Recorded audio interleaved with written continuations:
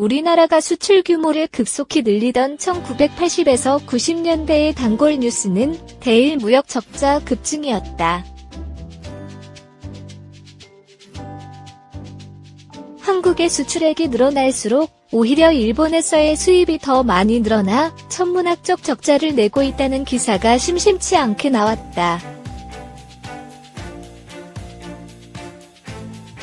우리나라의 주요 수출업체들이 일본에서 수입한 부품을 가지고 최종 수출품을 만들어 파는 산업구조 속에서 움직였기 때문이었다.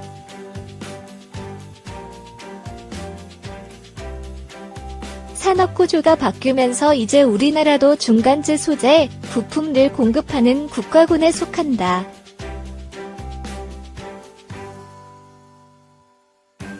이 같은 중간재 최종 완제품 분업구조는 방위산업 분야에도 적용된다.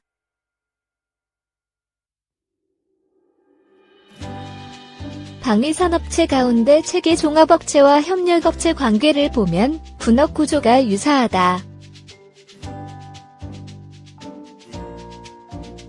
여기서도 많은 경우 실속을 차리는 곳은 협력업체다.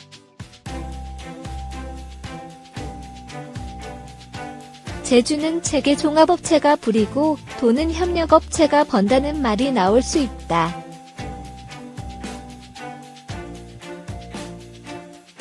이런 관계가 드러나는 상징적 경우가 바로 이지스함이다.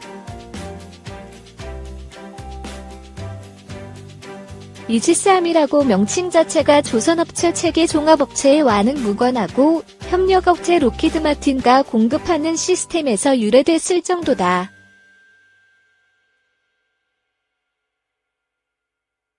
이지스는 신화에 나오는 방패지만 미국 방위산업체 로키드마틴은 함대방공 시스템 어드밴스드 일렉트라닉 가이던스 인포메이션 시스템을 개발하고 앞글자들을 조합해 이지스라고 이름을 붙여 마케팅 효과를 극대화했다.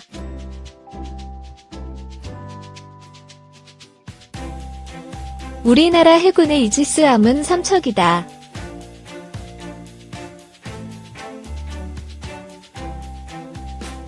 배를 건조한 업체 즉 체계종합업체는 현대중공업과 대우조선해양이다.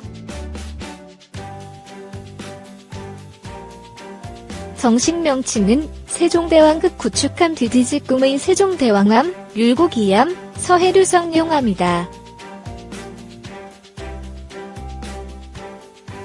하지만 정식 명칭보다 이지스함으로 더 널리 알려져 있다. 조선업체들은 로키드마틴의 함대방공 시스템 즉 이지스를 탑재할 수 있는 구축함을 만들었을 뿐이다.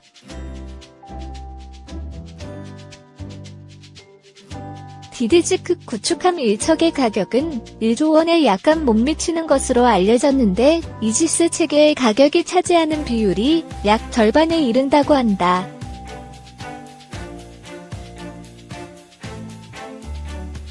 현대중공업이나 대우조선해양에 수년에 걸쳐 설계와 건조를 했지만 핵심 부분은 통째로 로키드마틴에 5천억 원가량 주고 사와서 배에 탑재한 것이다.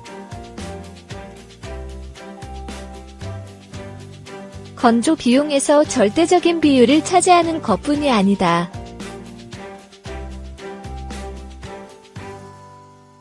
로키드마틴의 이지스는 미국의 알레이 버크급 구축함과 우리 세종대왕급 구축함의 외형이 비슷해지는 결과를 가져오기도 했다. 업계의 한 관계자는 구축함 설계 당시 이지스 전투체계에 맞춰 최적의 형태와 배수량을 도출하는 과정을 거치고 보니 비슷한 형태가 나왔다면서 로키드마틴의 대공방어 시스템을 탑재하는 구축함의 재원은 크게 달라지기 어렵다고 말했다. 한국, 미국, 일본에서 선택한 이지스 체계가 같기 때문에 이를 탑재한 구축함은 앞에 쓴 것처럼 겉모습이 비슷하다.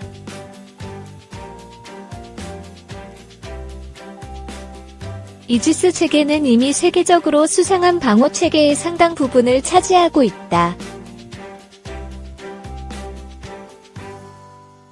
미 해군 타이콘데로 가급 순양함, 알레이버크급 구축함, 오스트레일리아 해군 호바트급 구축함, 일본 해상자위대 공고급 아타고급 구축함, 노르웨이 해군 F-310 프리기함, 한국 해군, 스페인 해군 F-100 프리기함이 해상대공 방어 체계로 다양한 수준의 록히드 마틴 제품을 쓰고 있다. 국산 전투체계도 있다.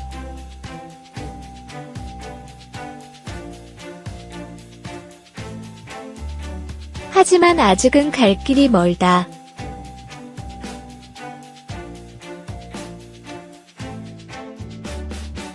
우리 해군의 대구급 호위함에는 한화 시스템의 전투체계가 들어간다. 록히드 마틴의 이지스가 전체 건조 비용을 절반에 육박하는 반면 대구급 호위함용 전투체계는 배값의 10%를 차지한다고 한다.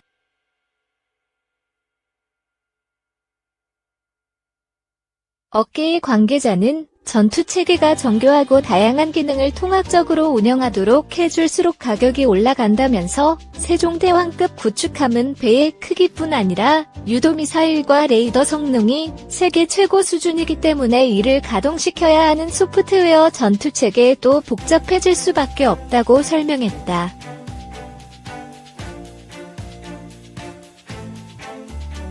한화 시스템은 외국에 수출되는 수상함에도 전투체계를 공급하고 있다.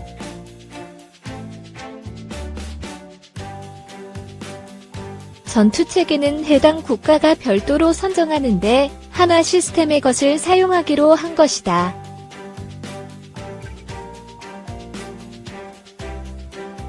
(2010년) 대우조선이 말레이시아에서 수주한 훈련함 2척과 2016년 현대중공업이 필리핀에서 수주한 호위함용으로 선정됐다.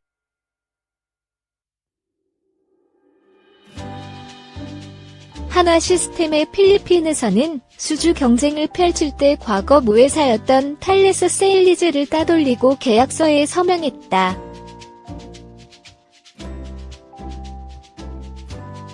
전투기를 제작하는 과정에서는 군함 건조 때보다 체계 종합업체의 몫이 더 적다는 얘기가 있다. 국제방위산업계의 현황에 밝은 관계자에 따르면 미국의 F-22나 F-35를 록히드 마틴이 최종 조립을 하지만 항공전자 시스템을 공급하는 노스럽 그러먼 노스룹 그루만이 더 수지맞는 장사라고 한다.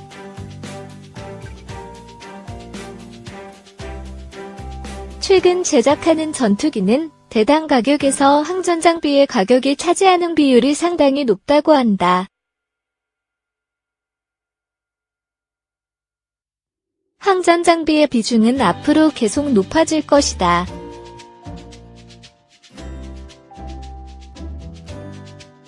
전투기를 직접 생산하지 않지만 항전장비에서 독보적인 경쟁력을 지닌 이스라엘 업체들이 항공우주산업 전시회에 꾸준히 참가하는 이유다.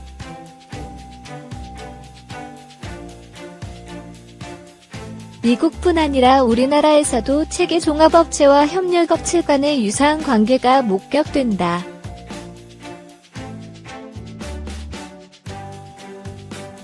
한국형 전투기 개발 사업 KF-X, 보람의 사업은 한국항공우주산업가이가 최종 완성업체 즉 체계 종합업체다.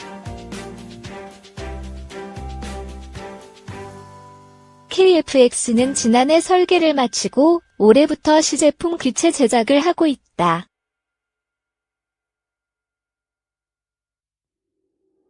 아직 내부적으로 협력업체와 분담을 고려 중이겠지만 에서 레이더 등 새로 개발해서 탑재해야 하는 장비의 가격이 만만치 않을 것으로 전망된다.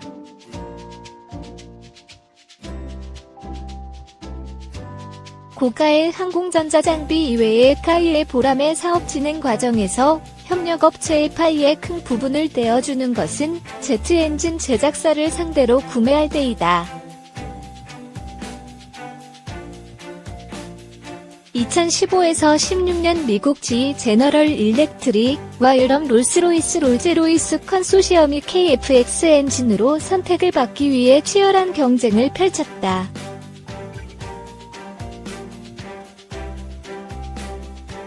엔진 가격도 KFX 기체 전체에서 차지하는 비율이 상당히 높기 때문이다.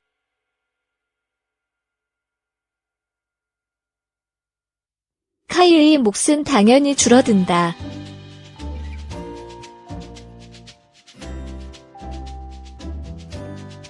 앞에서는 벌지만 뒤로는 빠져나가는 것이다.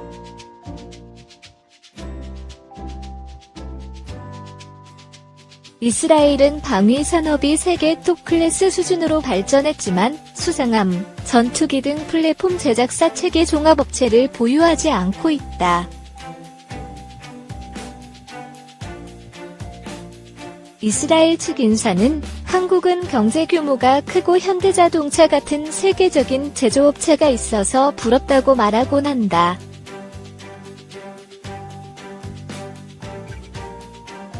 하지만 실속을 따져보면 각종 전자장비와 소프트웨어 강국인 이스라엘이 더 나을 듯하다. 우리나라의 산업구조가 최종 완성품과 중간재를 모두 생산하는 것으로 바뀌었듯이 방위 산업에서도 세계적인 부품 장비 제작사 협력업체가 더 많이 자리 잡아 전체 방위 산업계의 건강한 생태계가 만들어지기를 기대한다.